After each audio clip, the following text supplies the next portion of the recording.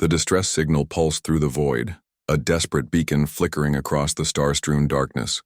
For 3 standard cycles, it had broadcast without response, hope diminishing with each passing hour aboard the Velen research vessel.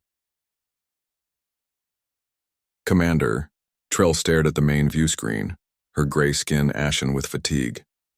The ship's life support systems were failing, and the crew of 12 had retreated to the central chamber to conserve what little oxygen remained. Any response? She asked, though she already knew the answer. Officer Nex shook his head. Nothing, Commander. We're too far from established trade routes.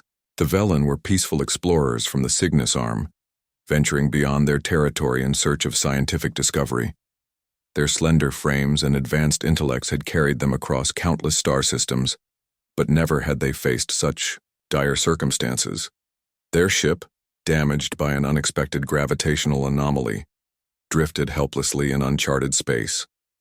We should power down all non-essential systems, suggested Engineer Dom, his voice barely above a whisper. It might buy us another day. Commander Trell nodded in agreement when suddenly the communications panel erupted with sound.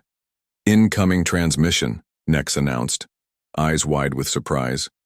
Unknown origin, unknown language pattern. The view screen flickered and an image appeared, a being unlike any they had encountered.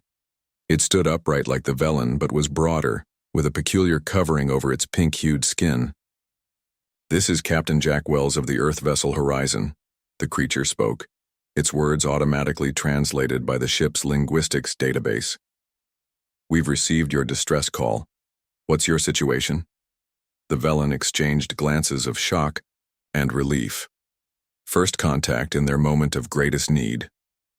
We are the Velen, Commander Trell responded. Our propulsion and life support systems are critically damaged. We have perhaps 1 day of breathable atmosphere remaining.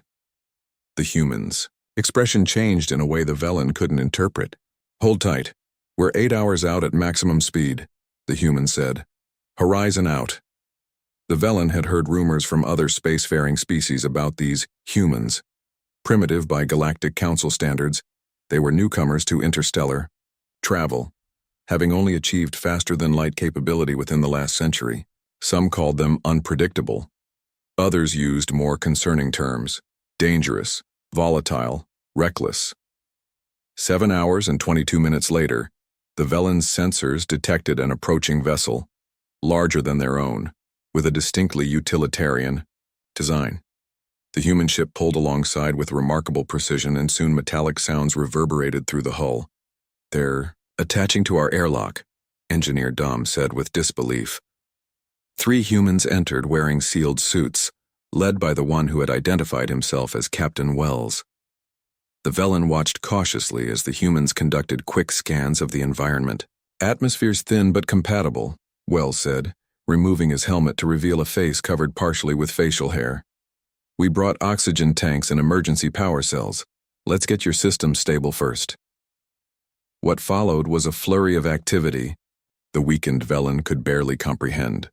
The humans moved with purpose, connecting devices to the Velen ship's systems, consulting with Engineer Dom about compatibility, and working tirelessly to establish a stable environment. Your drive core took a beating, observed a human called Rodriguez.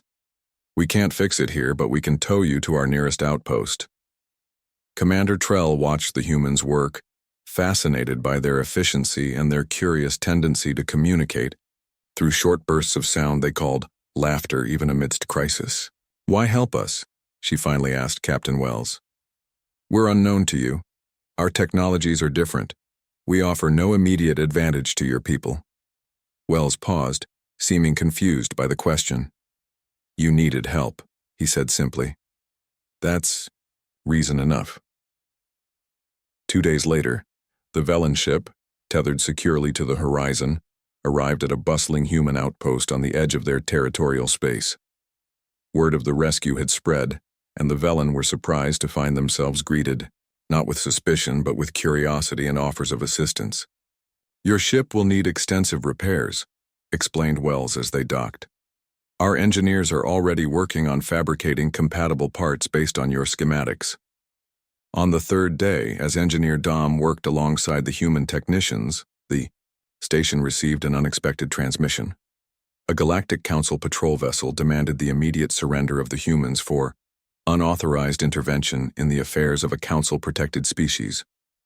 Commander Trell was summoned to a meeting with the Council representative, a stern Zolian diplomat who regarded the humans with obvious disdain. These primitives violated Council statute by making unauthorized first contact, the Zolian stated. They must be sanctioned accordingly. Captain Wells remained remarkably composed. With respect, he said, we answered a distress call. Any sentient race would have done the same. Incorrect, replied the Zolian. Council protocol dictates observation and reporting, not direct intervention with pre-approved species. Commander Trell listened to this exchange with growing understanding. The rumors were true. Humans operated by different principles. They had risked their own safety for strangers, ignoring protocols that would have left the Velen to perish. Humans saved my crew, she announced firmly. Had they followed your protocols, we would not be alive to have this discussion.